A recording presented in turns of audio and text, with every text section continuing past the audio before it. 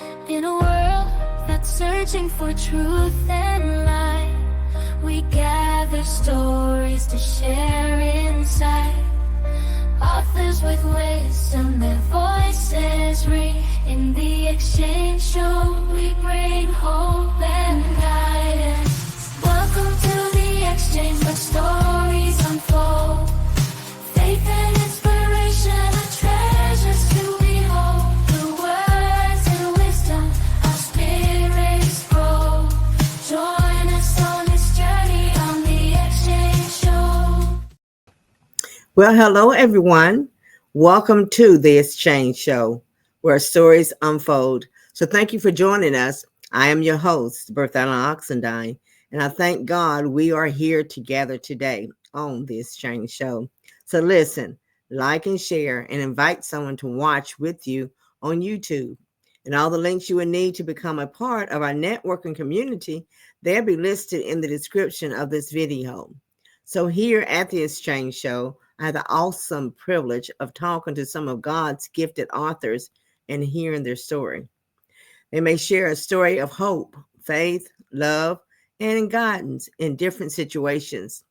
So please support the authors by purchasing a copy of their book and then sharing the show information on your social media platforms. And I do believe if each one helps one, we all will be successful.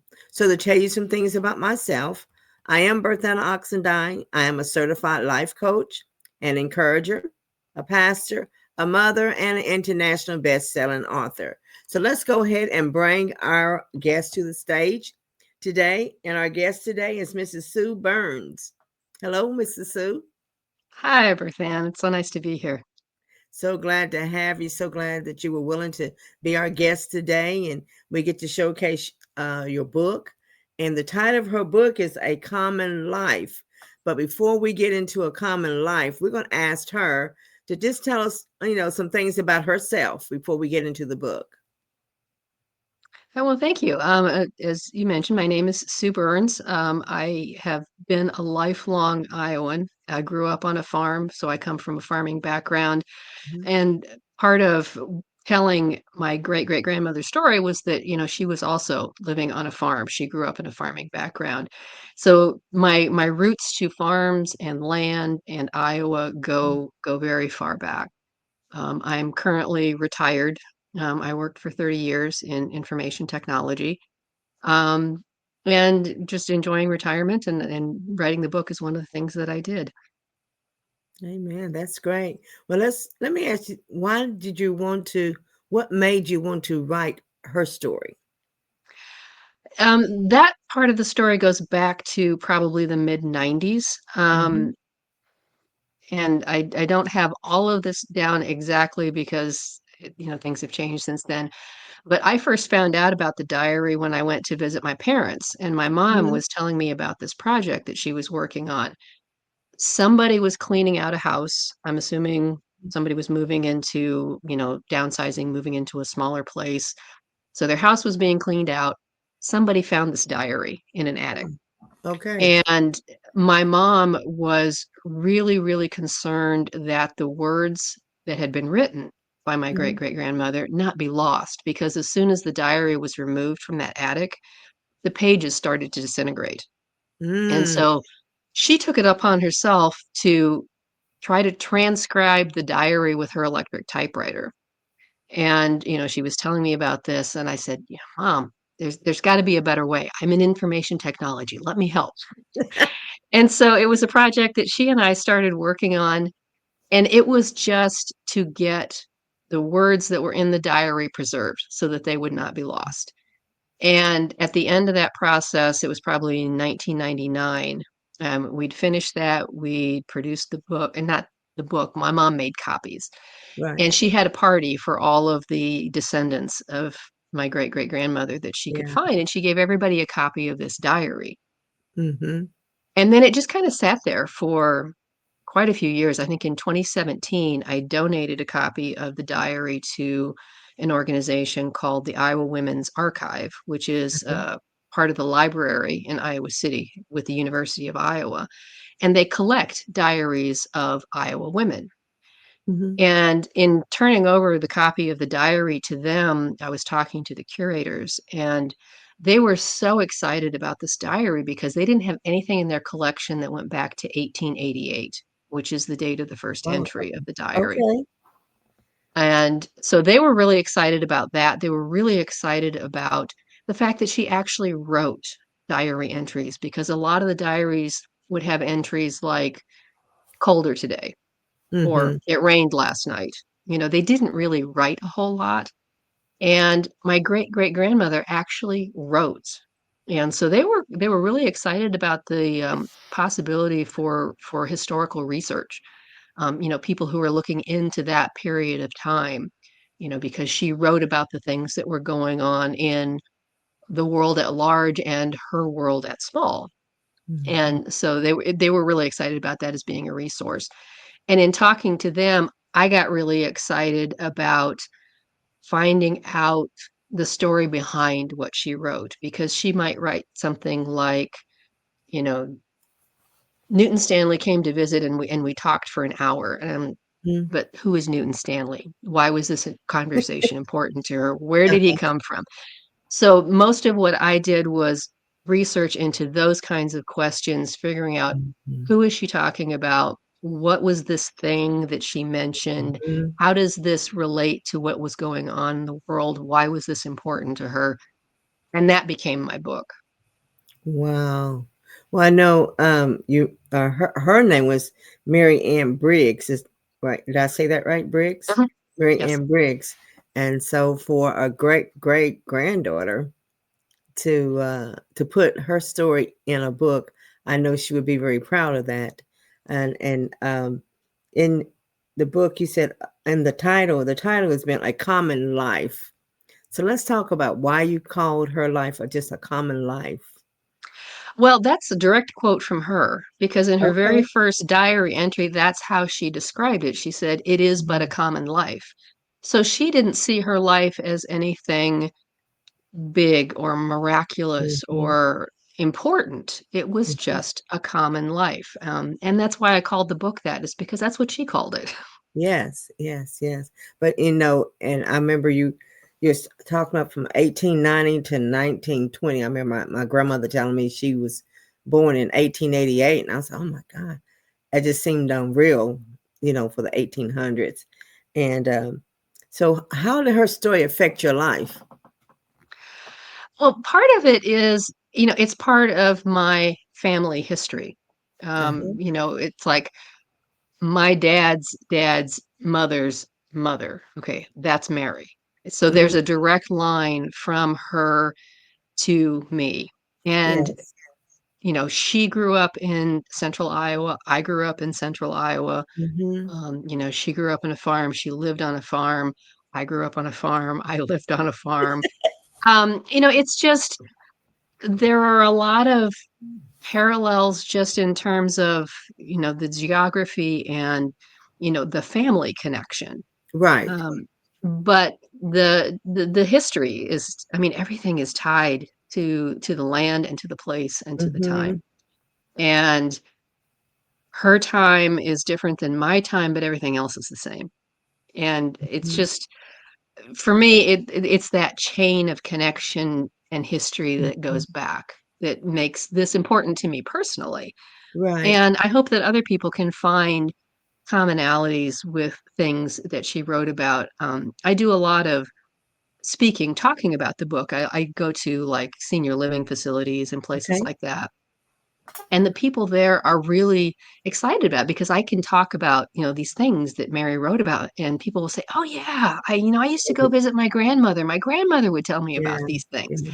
Mhm. So it's like other people make connections to the same things. And even though Mary died more than 100 years ago, I Yes. mean, her life is still, it's still Mhm. living. I mean, it's still there. All that history Mhm. is still there. It's just it takes some digging to uncover it and Mhm. find out about it and figure out how that connects to today and what it means to, whoever reads it. And then too, you sharing the story, and then, in her book, when people purchase this book, to me, it can make you look back. And I start thinking about, well, myself, I started thinking about my grandmother, and things she had shared, and looking at the way things are today versus the way they were yesterday, in years past, it kind of, you can see how far we've come. Yeah, in some ways, yes, and in some ways, no. Hmm. I thought about that a lot as I was writing the book and I called the book A Common Life, A Voice from the Progressive Era, because the years Hmm. of her diary almost perfectly overlap what we now call the progressive era. Yeah. And I look back at it and I think, wow, Wright brothers' first flight, World Yeah. War One, the Hmm. flu pandemic, telephone, automobiles, all of this stuff came about in that period of time. And I just think, wow, how miraculous it was that she was alive at that Hmm. time. Hmm. But then I also think about my life. I mean, I remember when I was a kid, our television was, this tiny little round screen and a great big piece of furniture in the living room, and it was black and white. Yeah. And now I've got this device in my pocket. I can watch Hmm. color movies and videos anywhere. I mean, Right. that also is miraculous. Hmm. So 100 years from now, what is this time going to look like? Those are some of the things that I was constantly thinking about as I was writing the book. Well, it did bring up a lot of memories. And today, I know even with my own grandchildren, sharing some stories with them, they said, "What?" You know, but and it's important too that the newer generation or younger generation, that they realize how it used to be. Yes. And that's the thing about her diary is this is a first person account of her life. Mhm, This is mhm, her telling about her life. mhm. And that's also something that I don't think is super common. Um, because how often 100 years after someone dies do you still have their words that can Right. speak to someone? That's Mhm. And I know, I mean, you'll be surprised how different people would it can encourage them, and it can bring some type of joy, to their heart, to remember. And she says she had a common life, but really to hear and read some of the things that, she was, all the handiwork that she did, you know, uh, talking about when she was knitting and quilting. And today, a lot of people don't know about that kind of living. Yeah, well, and that's another thing, another connection that I have with hers because I'm also a knitter. And, so that Okay. was one of the things I was really interested in when she would talk about the types of things that she made. I mean, she Yes. sewed Mm-hmm. and she talked about she liked to sew by hand. And so I looked into, okay, when was the sewing machine invented? And because I know they started with the treadle sewing machines and then there became the electric sewing machines. And they obviously existed in her time because she said, she knows about it, but she prefers to sew by hand. So that's what she does, and she knits. She talked about one Christmas, she knitted mittens for all of her grandchildren, and she had Yeah. 26 grandchildren. Some of them didn't get mittens because they were too small to need mittens. But, she would knit mittens, and she had a spinning wheel, and I have a spinning wheel. Yeah. And she does quilting.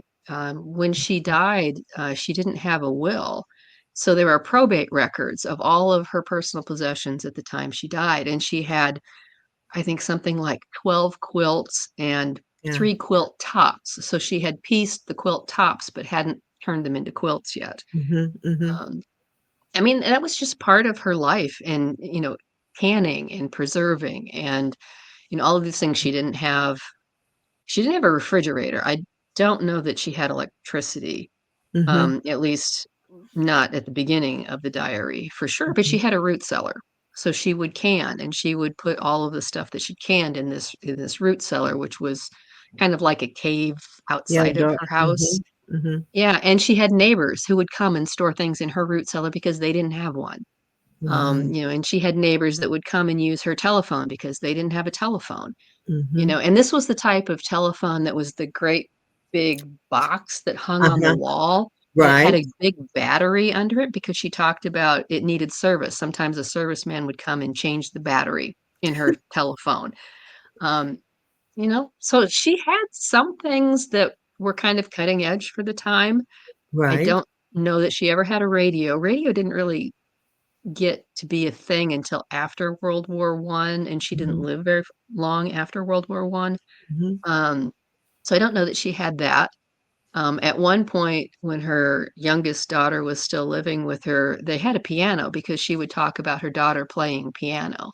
Wow. So that was the kind of music that they had. And when the Mhm. daughter got married and moved with her new husband to South Dakota, she talked about the ordeal of trying to have this piano shipped to South Dakota. Oh. Um, so just little slices of, Yeah, what to her it's were just daily life, but it's like, right.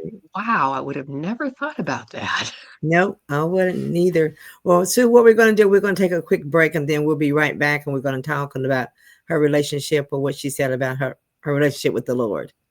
All right. Today's sponsor is Global Impact University Consulting, LLC. Are you ready to receive your theology degree? Contact them today.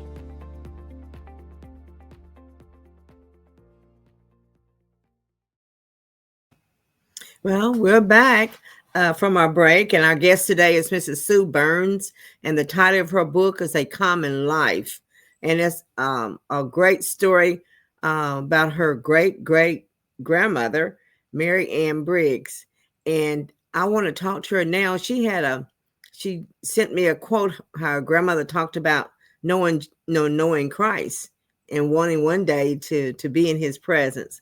So, you want to tell us some things about that? Yeah, well, Mary's religious and faithful life really started from the time that she was born. She was born in Yeah. 1842 in Ohio, Mhm. and her father and her family were very, very active in their local friends group. In fact, I got a lot of the information about births and marriages and deaths because Mhm. of the records that were kept Right. by the Alum Creek Meeting Group. Um, so that was the origin of her faith, and I think her Mhm. father was very instrumental in that congregation. But at some point, he and some other families that were part of that group kind of had a break with that group, and Uh-huh. about 6 or 7 families picked up and moved to Iowa, and they came to Iowa in 1853 when Mary was 11. And these families were like the very first settlers of this particular township in Warren Mhm. County, Iowa. So they were like the original settlers of that area. And they started their own friends meeting group there. And at some point after she moved to Iowa, she was not exactly clear about this, but there's in one of her diary entries, she talks about, kind of the evolution of the Mhm. congregations that she belonged to. She was at one point a Methodist. When she married her husband in 1869, she then joined, I believe it was the Christian church. And she never said that she belonged to the Presbyterian church, but she Mhm. was involved with the local Presbyterian church in her neighborhood. Um, and she talked about her faith practically daily. In Yeah. fact, when I initially started writing the book, I wasn't planning on having a religion and faith Right. chapter Uh-huh. because it was so woven into the fabric of all of her diary entries. Mhm. I figured it's like, she's speaking for herself. What am I going to add What a to that? life. Yes. But I had people who were reading the book, early drafts of the book for me, and they kept asking me questions, and it's like, okay, we need a religion and faith chapter.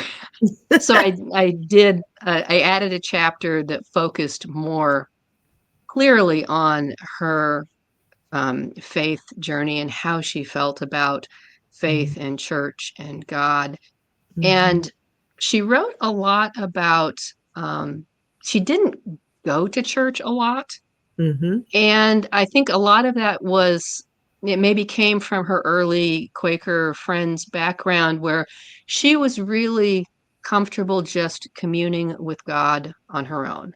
And she Mhm. talked a lot about, the wonders of God's creation. She loved flowers, she loved Mhm. birds. Mhm. And that was her way of communing with God, was just being Mhm. quiet, being present, And she wrote regularly about, she was ready to go to heaven. She wanted to go to heaven, especially by Yeah. the end of her life. Her husband had died in 1903, and then she didn't die until 1922. And, she talked a lot about, seeing old friends again and being with Christ, being in heaven. Hmm. That was a real motivator for her through some very hard times. And she did have some hard times and great tragedies as well. Hmm. But that shows that she may not have always spoke of it, but her life showed that she had the love of Christ, I believe, in her for the Yeah, way that well, she shared different things. yeah, in the very first diary entry that she wrote, she said, "I am trying to do all that is necessary to make my home a pleasant place to live in. It is but a common life, but I'm trying to raise my children for a life of usefulness in heaven." I mean, that was her guiding principle, throughout Mhm. the entire book. That was her goal. That was her mission. And so that's something, too. Sometimes, she said a common life. It's like I'm here, it's everyday life, but yet and still she let you know that she was aiming to go to heaven. And she Mhm, evidently to go to heaven is something you have to do. You have to mhm. accept Jesus Christ in your heart. So I'm just believing by her wanting to go there, she had taken care of what she needed to take care of to go. And that's Yeah, asking in her life. And you mentioned how sometimes others come to borrow, use her phone or different things. So it shows how God had blessed her in her life. It was common. It wasn't one of the big fancies where you have all of this and all of that, but she had what she needed to live. yes, and she also wrote about not just doing things for herself, doing things for other people. Others, yes, that's And taking care of the land. I mean, she was a big gardener, she was a mhm, farmer, she had livestock, taking care of those things, but taking care of other people, taking care of mhm. herself. Um, she wasn't a self-focused person. It's She just thought about her place in the world and the things that she should be doing and the things that she wanted to be doing for other people. So yeah, I think she had a wonderful life. and what I feel I picked up from the things I read in there, that she was very selfless. She wasn't Oh yeah. she cared for the things of others. And I know the Bible tells us to love the Lord our God with all our heart, soul, mind, and strength, and to love our neighbor as ourselves. And it sounds like that she cared for her neighbor to make, the gardening and all that she shared with them as well. She wanted them to have, Hmm. and that was an um, everyday part of her life. Hmm. This She was. sounded like a very kind lady. And for her to jot all these different things down, it's worthy for somebody else to read about her life. And reading about her life, which she called a common life, could bless somebody else. So if they wanted to purchase a copy of your book, how would they purchase that? It's available on Amazon. It has a print version and it's also got an ebook version. Um, if you just go to Amazon um, and do Sue E. Burns, A Common Life, it should pop right up. And then, yeah, it just, that's how it's available. Okay, so what would you want our audience when they purchase the book and they begin to read this book? What would you want them to get out of this book? Well, I think, a book like this, because it was so personal to her Mhm, life, it's kind of like a piece of artwork. I mean, everybody brings their own perspective to it. mhm, Anybody who has, grandparents, or if they happen to know their great grandparents, mhm, thinking about, okay, what was their life like? What was life in general like? mhm. Um, you can find connections with people, from all over the world. I mean, it's like I can meet somebody from a completely different country, but it's like, oh, we have this in common. It's the Yeah. same thing with her life, even though it's, a life from 100 years ago. there are still things that are in common. Um, Yeah. I talked about the things that people have in common. I mean, she worried about her children. Yeah. She loved flowers. Mhm. She had a life that is very much like the life that we have. I mean, the details are Mhm. different, but Mhm. she's a person. She's a real person, and these are her words. This was her life. Well, when you was talking, I just remembered when you were talking about the quilts and all. My grandmother used to make quilts, and my mother had 7 children, so she made each one of us a quilt. She died at 101, and Oh, she wow. made quilts for all of us before she passed. And you mentioned about she had this old sewing machine, but she loved to prefer, like you were saying, your grandmother. She preferred to sew by hand, and her Mhm. stitches were so straight. I mean, Yeah. it wasn't crooked. They were so straight. I said, "Grandma, how you get it straight?" She said, "You just got to steady yourself."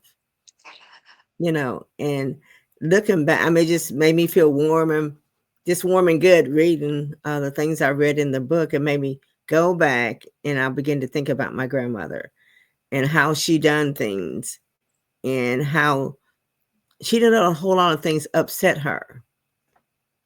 It's like, this is what I got to do, and this is what I'm doing. Mhm.